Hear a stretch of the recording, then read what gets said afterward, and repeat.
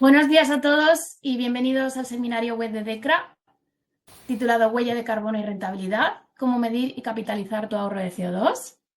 Mi nombre es Irene Barrueco y hoy tendré el placer de moderar esta sesión, que contará con las presentaciones de Bienvenido Rodrigo, líder del servicio de descarbonización en DECRA, y Stephanie Chanelier, que es líder del servicio en sostenibilidad corporativa en DECRA.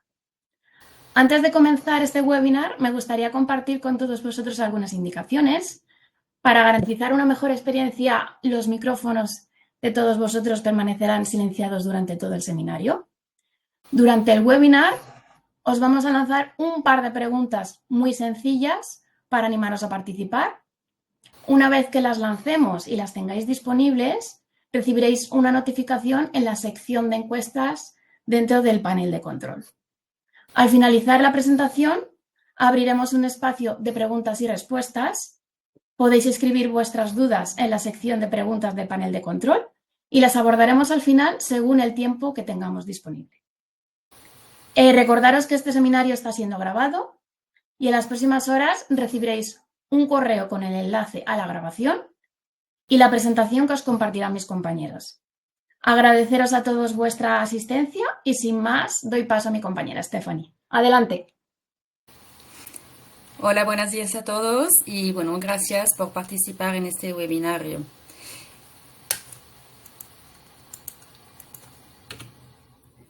En esta primera parte del webinar os hablaré de la necesidad de la descarbonización, os presentaré los conceptos claves de la huella de carbono y finalmente veremos las principales herramientas para el cálculo de esta huella.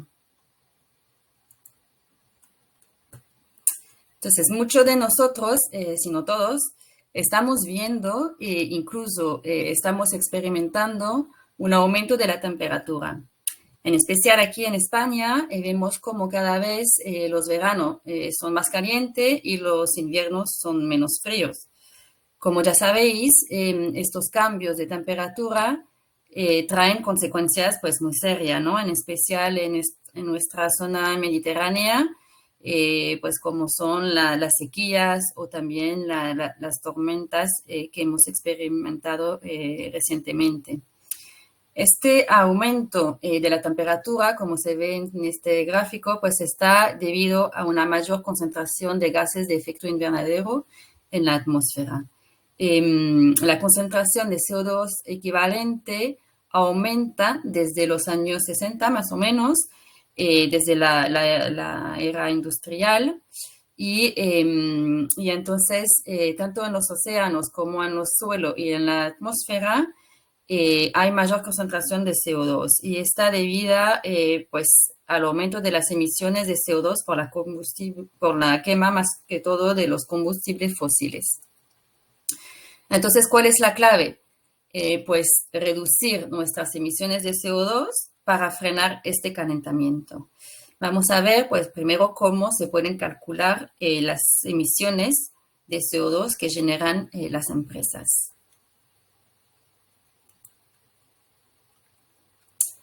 Cuando hablamos de emisiones de CO2, en realidad nos referimos a emisiones de CO2 equivalente, ya que en la atmósfera hay varios gases de efecto de invernadero, cada uno con un potencial de calentamiento global diferente. Y para poder sumar el efecto de cada gas, pues se utiliza el CO2 equivalente, que compara el potencial de calentamiento de otros gases con el del CO2. Los principales gases de efecto invernadero son el dióxido de carbono, el metano, el óxido nitroso y varios tipos de gases fluorados. Son los gases que están incluidos y cubiertos por el protocolo de Kioto. El potencial de calentamiento global indica cuánta energía puede atrapar un gas en comparación con el CO2. Por ejemplo, como se puede ver aquí, el metano tiene un potencial de 28 veces mayor que el CO2. El óxido nitroso, 265 veces mayor. Esto significa que a lo largo de 100 años, una tonelada de metano calienta el planeta 28 veces más que una tonelada de CO2. Las principales fuentes de producción de gases de efecto invernadero son, por ejemplo, para el CO2, pues la quema de combustibles fósiles, tanto para el transporte como la producción de energía en forma de calor o de electricidad. Pero también la deforestación y la quema de los árboles, porque el carbono que se almacena en la madera, pues se libera en la atmósfera. También hay procesos industriales que emiten CO2, como por ejemplo las industrias cementeras.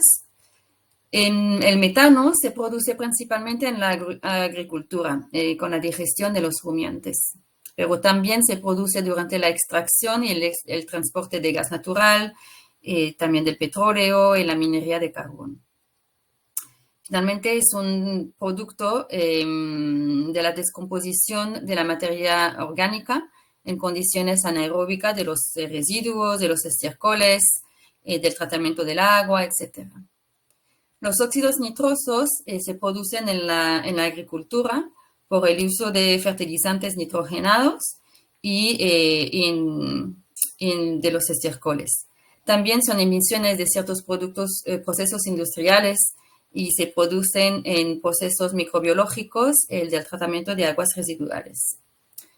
Los fluorados se emiten a consecuencia de fugas, más que todo en los sistemas de refrigeración de las empresas, bueno, de las casas también, y se usan en aislantes, en equipos eléctricos o también se utilizan en cierto tipo de industria metálica.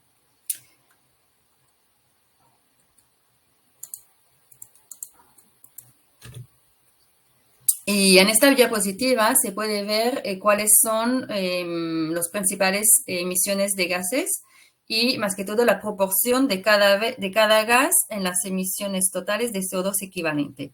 Se ve que el principal gas que se emite, pues en 80% es el CO2. El 12% de los efectos de los gases de CO2 equivalente, se produce en forma de metano, el 5% en forma de óxido nitroso y el 2% en forma de gases fluorados. En Europa, los principales sectores que contribuyen a las emisiones de gases de efecto invernadero son el sector de la producción de energía. Después el sector logístico y en particular el transporte nacional y la industria. Después encontramos pues, los edificios y los comercios, también la agricultura, el transporte internacional y los residuos. A nivel mundial, pues es un poco la misma imagen, ¿no? Con la energía, tanto para la industria como el transporte, que genera más emisiones de gases a efecto invernadero.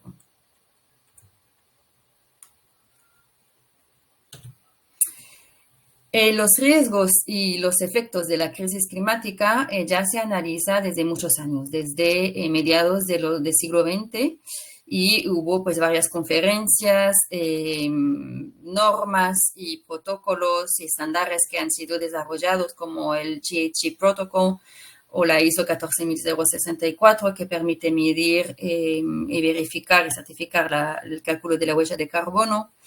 En 2015, los acuerdos de París sobre el clima, en el cual se acordó que el calentamiento global debería ser inferior a 2 grados y a la medida de posible incluso inferior a 1.5 grados. Y también en 2021 se inició el Pacto Verde Europeo, que incluye la primera ley del clima europea que establece que Europa debe ser climáticamente neutra en 2050. Todos esos planes y normativa tienen por objetivo pues, una reducción muy importante de los gases de efecto invernadero para reducir el cambio climático. A nivel estatal, se han desarrollado también herramientas para registrar las emisiones de las organizaciones y se han aprobado leyes y decretos para incentivar y obligar a las empresas más grandes a medir y reducir su huella de carbono y establecer planes de descarbonización. La normativa más reciente es la del Real Decreto 18 de marzo de 2025, de hace menos de un mes, que obliga a las grandes empresas de más de 500 empleados a registrar y establecer planes de reducciones, y también obliga a las administraciones públicas a publicar esos datos. En paralelo, ciertas comunidades autónomas han desarrollado sus propias leyes, a veces más restrictivas, a veces no, como por ejemplo pues Andalucía, que obliga a las empresas gran consumidoras de energía a registrar su huella, y también pues en las Islas Baleares y en las Islas Canarias, donde la normativa es bastante más restrictiva. Y ahora pues os vamos a lanzar la encuesta sobre el cálculo de la huella de carbono que mencionaba Irene. Entonces, si lo podéis ver en vuestro panel.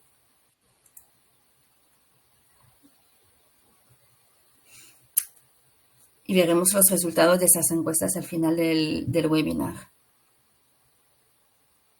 ¿Vale? Mientras tanto voy siguiendo, y entonces ahora pues vamos a hablar un poco más en concreto de qué es la huella de carbono, qué entendemos por eso. La huella de carbono de una organización, o sea, la cantidad de gases de efecto invernadero que emite la organización, se divide en 3 alcances.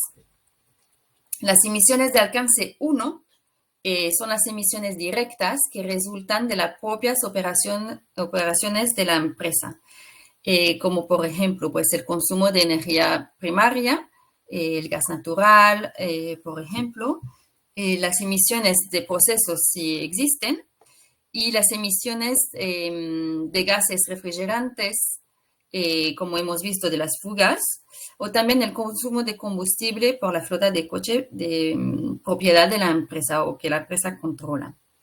Las emisiones de alcance 2 son las emisiones derivadas del uso de la electricidad. Y las emisiones de alcance 3 son todas las demás emisiones que son indirectas y que se encuentran en la cadena de valor de la empresa.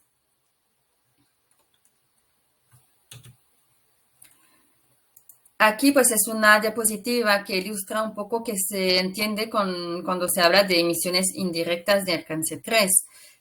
Según la categorización del protocolo de GHG, que hablábamos antes, hay 15 categorías de emisiones y incluyen varias categorías de la cadena agua arriba, como por ejemplo las emisiones de compra de bienes y servicios, los transportes de materia hacia la empresa, el tratamiento de los residuos, el desplazamiento de los trabajadores, etc.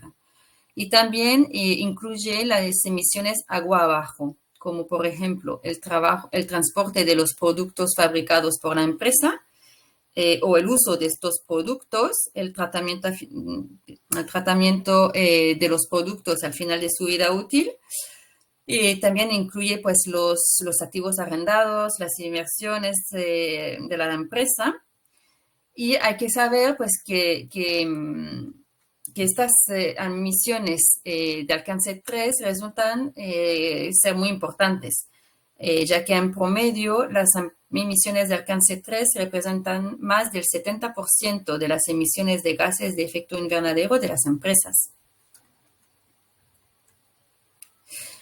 Pero a veces puede resultar difícil para las empresas saber qué emisiones deben incluir en su huella de carbono de alcance 3. Entonces se utilizan como unos criterios para determinar si las actividades son pertinentes, ¿no? Por ejemplo, estos criterios pueden ser según la significancia de las emisiones. Si es previsible que las emisiones contribuyen significativamente en la huella global de la empresa, o en función de su influencia, si existen reducciones potenciales de estas emisiones, en función de su riesgo, en el sentido de tener, por ejemplo, más emisiones por una inversión de la empresa en proyectos no sostenibles. Y en función también del interés de las partes interesadas, ¿no? Porque si son, pues eso, emisiones que un grupo de una parte interesada está muy interesada en estas emisiones, pues hay que calcularlas. O en función de su orientación sectorial, si son emisiones importantes para un sector específico. Y también la externalización. Por ejemplo, si son emisiones de una actividad de la empresa que antes, que ahora se subcontrata y antes se hacía internamente o viceversa. Ahora vamos a ver pues ejemplos de datos que se necesitan para recopilar, que se necesitan recopilar para calcular esa huella de carbono. Pero primero hay que definir el límite organizacional del cálculo. O sea, si se incluye en el alcance las emisiones de todas las actividades en las cuales la empresa tiene una participación accionaria, o si se define según el control financiero o el control operacional que tiene la empresa sobre las actividades. Para calcular el alcance 1, pues la empresa debe recopilar datos de consumo energético, por ejemplo, pues consumo de gas natural, consumo de los gases refrigerantes, las recargas que se hacen en el año de cálculo, y los datos de consumo de combustible de la flota de coche que posee la empresa. En relación al alcance 2, se necesitan datos de consumo energético, pues la cantidad de electricidad, por ejemplo, que se consume en kilovatios en un año. Y después, pues, el alcance 3, en función de las categorías que sean determinadas como relevante e importante para la empresa, se necesitan, pues, datos de transporte, por ejemplo, si se subcontrata una flota de transporte de los productos fabricados, los datos de producción, por ejemplo, la compra de materias primas utilizada en la empresa y los datos de transporte de estas materias primas, el tratamiento de sus residuos, consumos de agua, servicios subcontratados por la empresa, compra de bienes, viajes de negocio, transporte in itinere, etc. En la recogida de datos hay que tener presente los principales principios que marca tanto la norma, la ISO 14064, como el protocolo GHG, y que son que la información debe ser relevante, debe ser la integridad de la información, la transparencia, la coherencia y la precisión. ¿Vale? Para registrar y comunicar las emisiones a la administración, en España hay varias calculadoras en función del programa al cual la empresa quiere adherir. El MITECO publica cada año una calculadora, o sea, diferentes tipos de calculadora, una para organización, una para ayuntamiento, otra para explotación agrícola, etcétera, con los factores de emisión actualizado hasta 2024. Todavía no ha salido la nueva calculadora, que debería salir como en el mes de abril. Pero también en paralelo, pues ciertas comunidades como la Oficina Catalana del Cambio Climático publican sus propias calculadoras. Por ejemplo, la de Cataluña incluye emisiones de alcance 3. También en las Islas Baleares se publica una calculadora que incluye de manera voluntaria pues, las emisiones de alcance 3. Y, por ejemplo, cito también el registro del Sistema Andaluz de Compensación de Emisiones, que también incluye ciertas categorías de emisiones de alcance 3.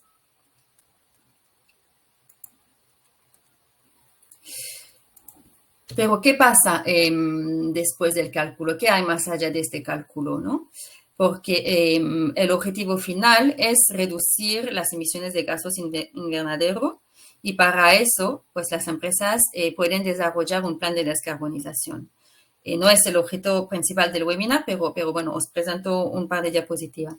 el plan de descarbonización debe tener unos objetivos de reducción claros a un plazo definido. Debe identificar y presupuestar acciones concretas y estimar potenciales de reducción. Y debe tener un calendario de implementación bien definido. Y a un orden, ¿cuál es la prioridad de las medidas a implementar para reducir esta huella de carbono, ¿no? En primer lugar, se trata de intentar eliminar las emisiones, por ejemplo, pues recortar en los viajes. En segundo lugar, se definen medidas de reducción, por ejemplo, instalando máquinas más eficientes, cambiando la iluminación, etc.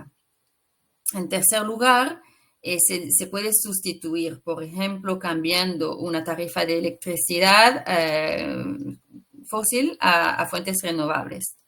Y por último, si no se puede sustituir, evitar o reducir, pues se puede compensar las emisiones que quedan, ¿no? Y entonces, ahora daré paso a mi compañero Bienvenido, que se centrará pues, en esta parte de reducción de emisiones y cómo a partir de estas reducciones de energía se puede obtener los certificados de ahorro energético. Muchas gracias. Gracias, Stephanie. Muchas gracias. Bueno, menudo reto, ¿no? Menudo reto. Tenemos ya claro cuáles son las emisiones y ahora tenemos que buscar medidas para poderlas reducir, ¿no? Y luego, aparte, tenemos que poder financiar todas esas medidas, ¿no? Tenemos un cruce ahí que es complicado. Bueno, yo os voy a compartir la presentación que habíamos hecho y comenzábamos con toda esta parte de los CAEs, ¿no? De ver un poco qué es, cómo funciona y cómo los podíamos trabajar. Bueno, ya tengo la presentación, se empezaba a compartir. Bueno, inicialmente, ¿no? Inicialmente, ¿qué es un CAE, ¿no? ¿Qué es un certificado de ahorro energético? Bueno, es todas aquellas acciones que nosotros hagamos dentro de nuestra organización que tengan un impacto directo pues, en la reducción del consumo nuestro, ¿no? Sería eso. Entonces, aquí sí que hay que diferenciar dos partes muy claras, ¿no? Por un lado, que todas las implantaciones que se hagan de solar, todas las implantaciones que se hagan en hidrógeno, en biomasa, por sí solas, pues no representan que puedan ser un CAE, ¿no? Porque para ser un CAE tienen que tener ahorro. Y en este caso, pues lo único que hacemos es cambiar pues, de una fuente a otra, ¿no? Igual que si, por ejemplo, hacemos la implantación de vehículos eléctricos. Pues si hay una reducción de consumo, pues sí que será un CAE, pero si en cambio no la hay y lo único que se hace es cambiar pues, de una fuente a otra, pues no implicará un CAE, ¿no? Entonces, por otro lado, están todas aquellas opciones que sí que nosotros podemos hacer dentro de nuestra empresa para reducir el consumo, ya sea el consumo eléctrico, el consumo en gas o el consumo en combustibles de vehículos, ¿no? Entonces, para ligarlo un poco con todo con todo el tema de cálculo de huella, pues serían todas aquellas acciones que van a incidir directamente pues, entre lo que sería alcance 1 y alcance 2, ¿no? Alcance 3, en este lado, pues quedaría fuera porque no sería pues, una reducción propia de la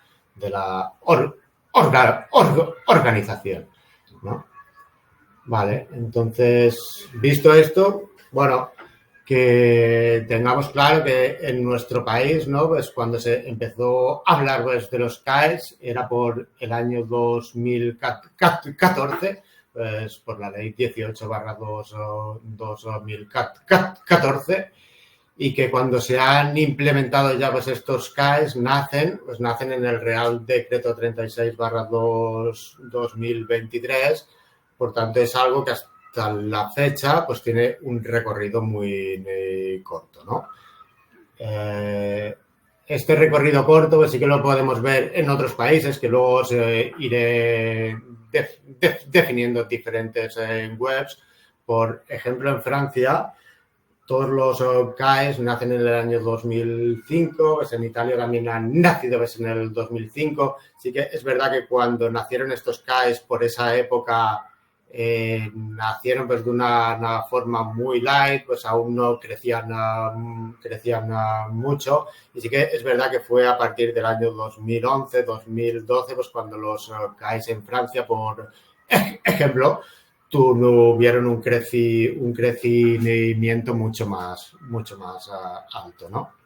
Entonces sí que quería volver atrás y compartiros una web que sí que es interesante y que creo que podemos ir viendo, que sería esta, ¿no? Que sería esta una web pues, del Ministerio, en donde aquí se cuelga todo lo referente a CAEs, tanto a nivel de normas como a nivel de fichas, que luego os explicaré qué es. Y sí que es una web que es importante tenerla presente, porque es una web que va evolucionando día a día. O sea, día a día nacen fichas nuevas, nacen normas nuevas que son de aplicación. Por ejemplo, en este apartado de normas es muy interesante, ¿no? Porque al final tenemos la ley, tenemos el Real Decreto 36/2023, que ahora os explicaré qué es, pero luego hay otra parte de normas que es muy interesante tenerlas aquí y recopiladas juntas, ¿no? Al final es muy interesante tenerlas. Entonces, si volvemos a la presentación, continuaba con ella y luego os lo explicaba mejor esta parte. Entonces, os volví a compartir.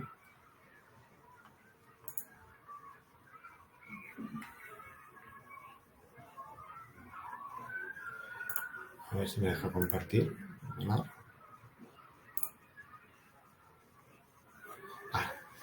Bueno, volvemos a esta parte, ¿no? Pues lo que estábamos hablando de las normas que hay en referente a CAEs, y luego explicaros un poco en qué consiste el Real Decreto 36/2023 y cuáles son las diferentes figuras que aparecen para gestionar toda esta parte de los CAEs, ¿no?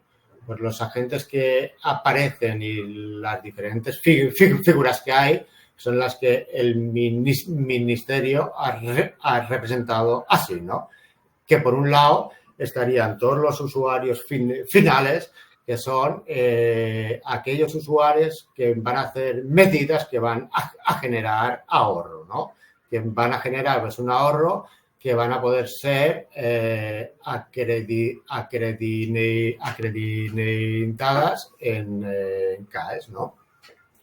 Luego, por otro lado, aparece esta otra figura que es el sujeto obligado, que son todas aquellas empresas que se ha decidido que son las empresas que tienen la obligación de generar ahorros.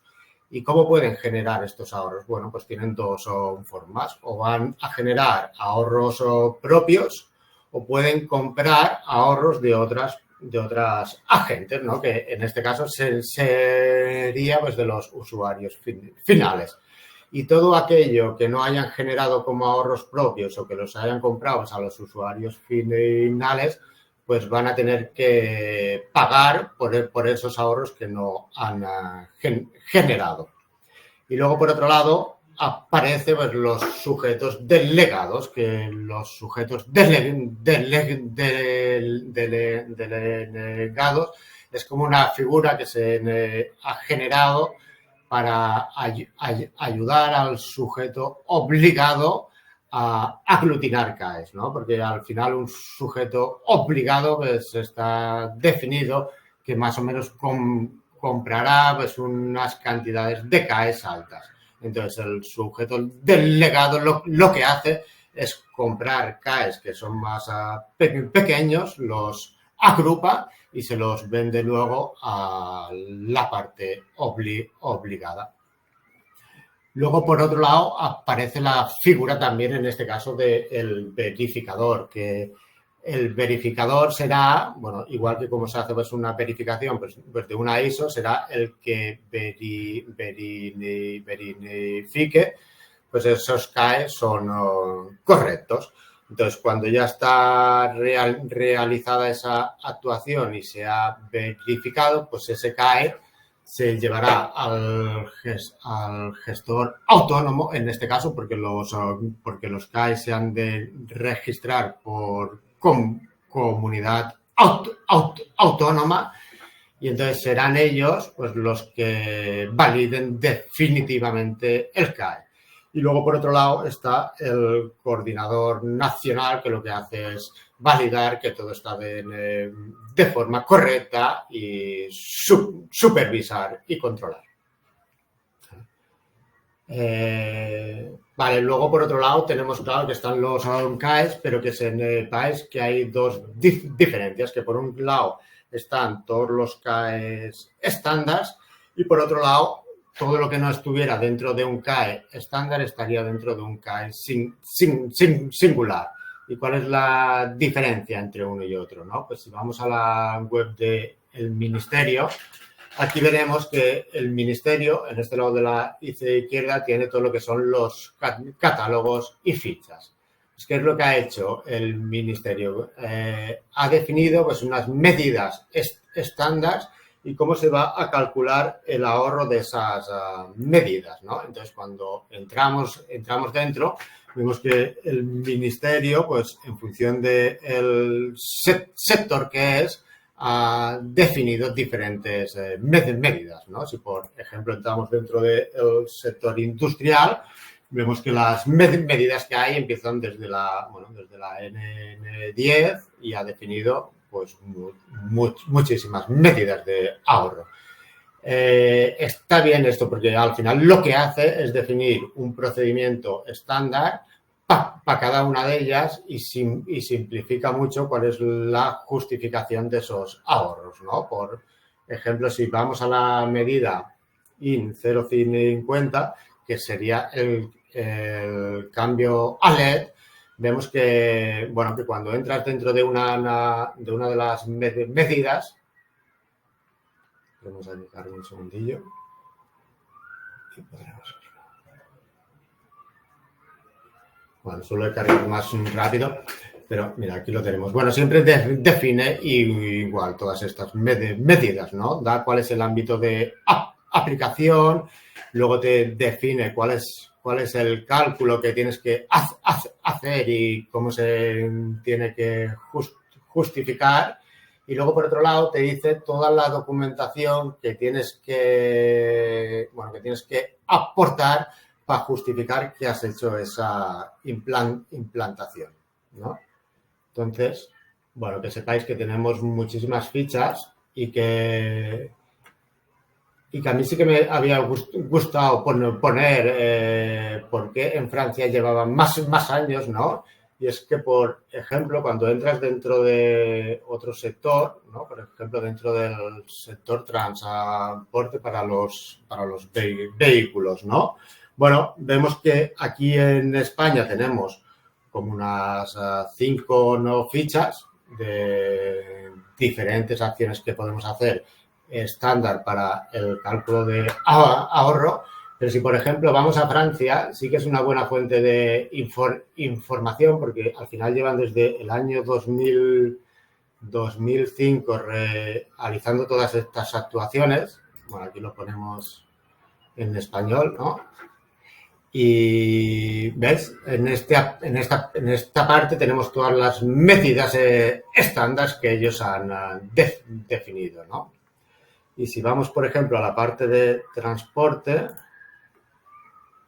bueno, podemos verlas, pero vemos que tiene infinidad de fichas más y es porque al final llevan funcionando muchos más años con todo este método CAE y ya se han definido más.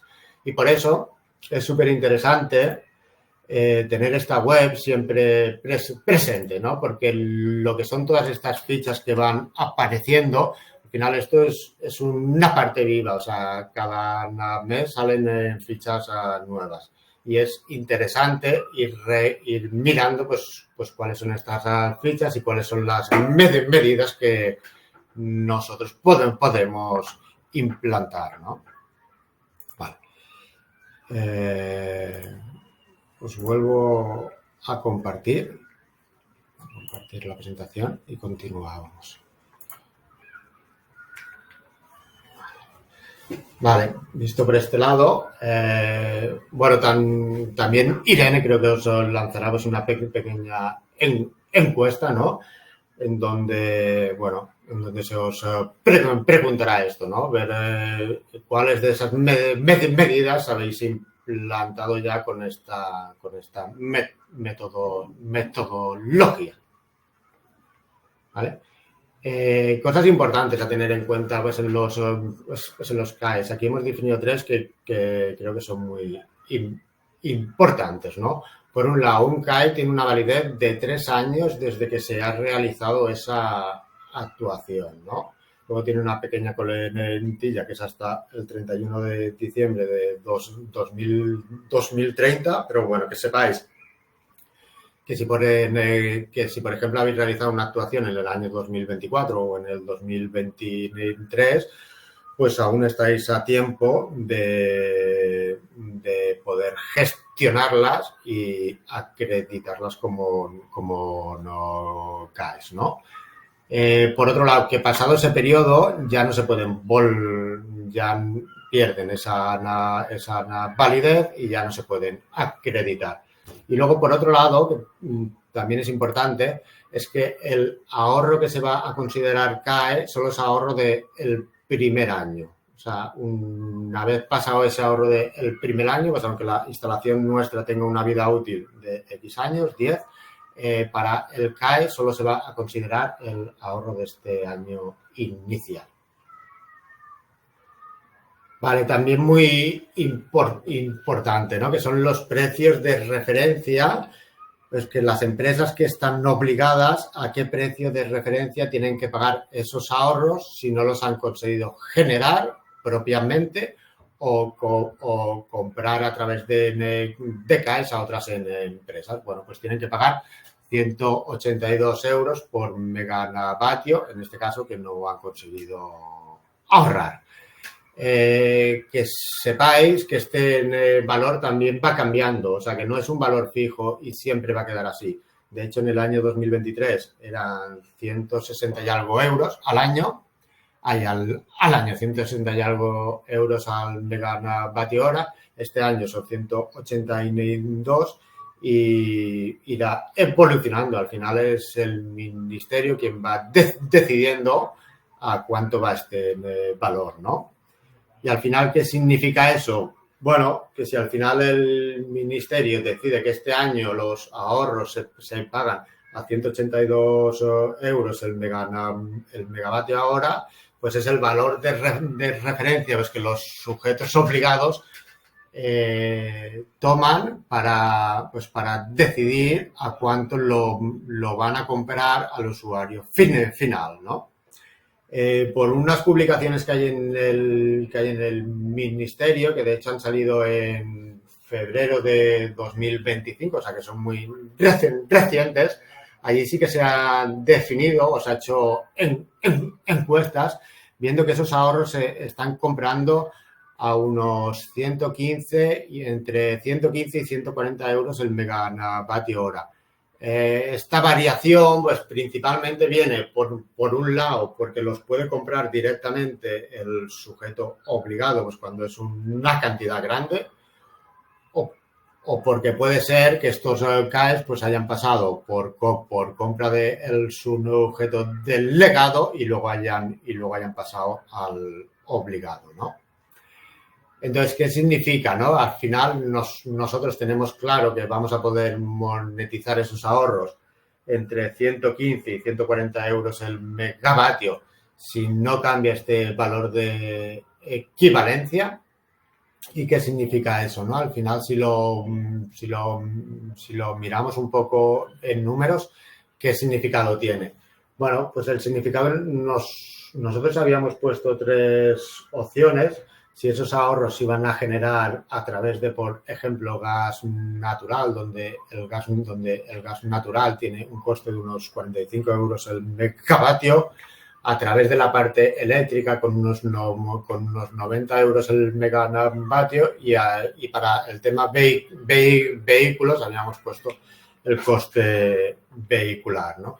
Sí que habíamos visto que, por ejemplo, es una medida de ahorro en gas, ¿no?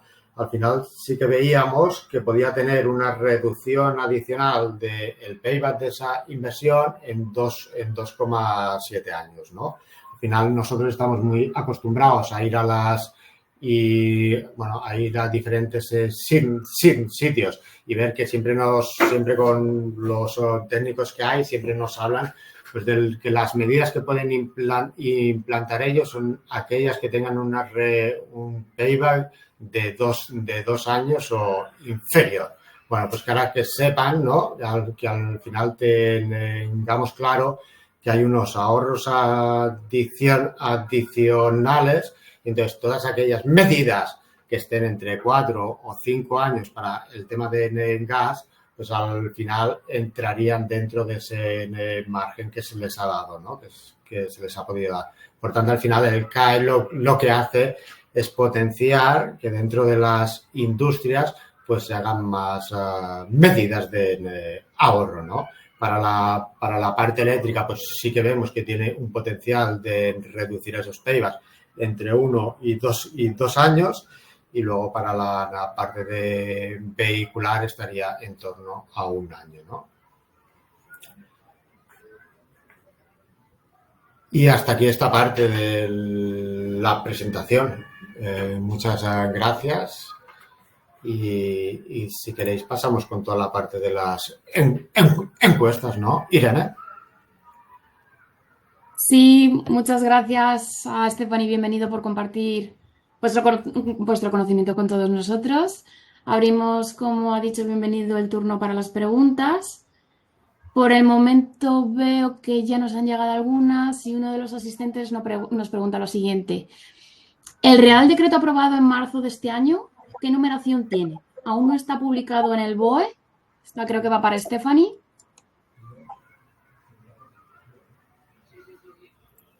Perdón, que estaba... ¿Stephanie? Sí, ¿ya me escucháis? Sí. Sí. Sí, a ver, se ha publicado como una nota de prensa y se ha dicho que se ha aprobado un Real Decreto que apruebe básicamente el registro de la huella de carbono que se había publicado en 2014. O sea, se apruebe ahora ese registro que era voluntario de manera obligatoria para ciertas empresas. No hay número de decreto en concreto, pero es eso, el registro que estaba ya disponible desde el 163/2014, pues ahora ciertas empresas, las de más de 500 empleados y que cumplen además el carácter de gran empresa, así como las administraciones públicas, ahora tienen la obligación de utilizar este registro para divulgar su huella de carbono y sus emisiones. Muchas gracias. Vamos ahora con la segunda pregunta. ¿Cuál es la diferencia entre el protocolo GHG y la ISO 14064? También para mí, entonces. Pues son dos métodos diferentes, pero muy similar, de calcular la huella de carbono. Básicamente, el protocolo GHG es un estándar internacional que está muy reconocido y proporciona una guía muy detallada de cómo calcular la huella de carbono y la definición de las emisiones de alcance 1, 2 y 3. Categoriza las emisiones de alcance 3 en 15 diferentes tipos de categorías, pero es una guía no normativa y entonces puede ser verificada, pero no se puede certificar. La ISO 14064 es una norma. El cálculo se puede certificar por terceros acreditados. Y tiene también la 14064 un enfoque sobre los proyectos de reducción de emisiones, mientras el protocolo no lo tiene. Eso, en general, el protocolo es como más flexible, pero la ISO es más estricta, pero se puede certificar. Un poco la diferencia. Y ya me parece que es la última pregunta que vamos a poder contestar por tema de tiempos. ¿Cuál es el procedimiento para justificar las actuaciones singulares en los CAE? Estaba para bienvenido. Sí, esta es mía. Bueno, el procedimiento sería igual, ¿no? La única diferencia que no hay una metodología estándar para hacer el cálculo de ahorro, ¿no? Toda la parte de justificación quedaría igual, pero hay que hacer un cálculo sin un estándar. Entonces, ¿qué es lo ideal para estos casos? Bueno, pues que te busques alguna otra norma que sí que tenga un estándar para que el cálculo tuyo quede bien justificado, ¿no? Por este caso, bueno, a mí se me ocurre ahora, ¿no? Pues uno de los estándares que hay, pues sería el protocolo EVO, ¿no? Que al final es un protocolo americano que está muy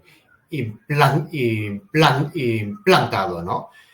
Y luego, por otro lado, sí que es verdad que si nosotros tenemos dudas de si al ser un CAE singular, si vamos a poder justificarlo o no, sí que es verdad que el ministerio te deja hacer una consulta previa antes de que tú hagas esa actuación. Lo único que para realizar esa consulta previa sí que es verdad que el ahorro mínimo que tiene que tener esa medida creo que tiene que ser de un gigavatio hora.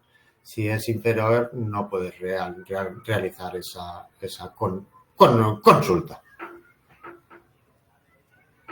Vale, muchas gracias. Vale, pues estamos llegando al fin del seminario, así que vamos a cerrar ya el turno de preguntas. Sabemos que nos han quedado algunas sin responder por falta de tiempo, pero os enviaremos las respuestas por correo en los próximos días. En este punto me gustaría compartir con vosotros cuáles han sido los resultados de las encuestas. Acerca de la pregunta de si tu empresa ya ha realizado el cálculo de su huella de carbono, 49 personas, un 54% de las respuestas han respondido sí, 31 personas han respondido no y 11 personas han respondido lo desconozco. Con respecto a si estáis certificando vuestros ahorros energéticos con la metodología CAE, 52 personas han dicho que no, 4 personas han dicho que sí y 13 personas lo desconocen. Así que nada, en este punto, si en algún momento queréis realizar vuestro cálculo de huella de carbono o queréis certificar vuestros ahorros energéticos siguiendo la metodología CAE, pues os animo a que os pongáis en contacto con nuestros expertos, que os estarán encantados de ayudar y asesorar. Y nada, solo comentaros que al finalizar este webinar, el sistema os va a redirigir automáticamente a una página donde podréis compartir vuestra opinión sobre este seminario. Solo os tomará un minuto y nos ayuda a DECRA a seguir ofreciendo la mejor experiencia posible en este tipo de eventos. Antes de despedirnos, solo quiero agradecer a Stephanie Bienvenido por su tiempo y por compartir sus conocimientos con todos nosotros. Y, por supuesto, muchas gracias a todos los asistentes por acompañarnos y participar. Así que nada, esperamos que os haya resultado muy interesante este webinar. Que tengas un buen día y hasta la próxima. Muchas gracias. Muchas gracias a todos. Gracias.